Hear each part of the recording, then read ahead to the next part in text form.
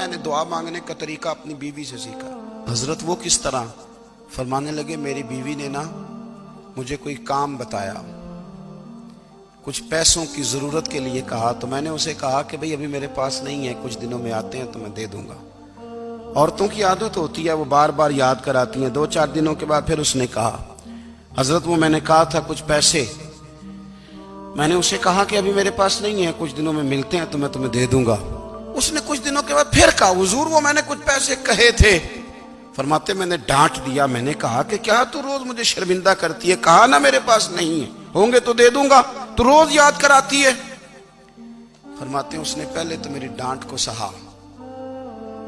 फिर मेरे सख्त जुमलों ने उसकी आंखों में आंसू पैदा कर दिए, फिर उसने अपने आंचल में अपने उस दुख को समेटा और फिर उसने एक जुमला कहा तो मैं रो पड़ा और मुझे अपने रब से मांगने का तरीका आ गया। मुझे कहने लगी, हजरत जी आपने डांट दिया, मैंने सह लिया, पर आप ही मेरे शौहर हैं, बताएं ना, आपसे न कहूं तो मैं किससे जाके कहूं।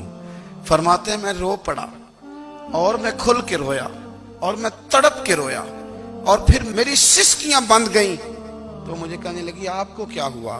मैंने कहा मुझे भी दुआ मांगनी आ गई है। जब मैं उसे कहूंगा ना अल्लाह तू ही मेरा रब है, मैं तुझसे न कहूं तो मैं किससे जाके कहूं, मैं क्यों किसी बंदे से सवाल करूं, मैं क्यों किसी दुनियादार से कहूं, मैं तेरे बंदों का, नेक बंदों का वसीला लेके, तेरे महबूब की गुलामी लेके तेरी बारगाह में आया, तुझसे ना मांगूं तो किससे मांगूं। समझ आ गई है, जब मैं इस रंग में मांगूंगा तो तेरा रब मेरे ऊपर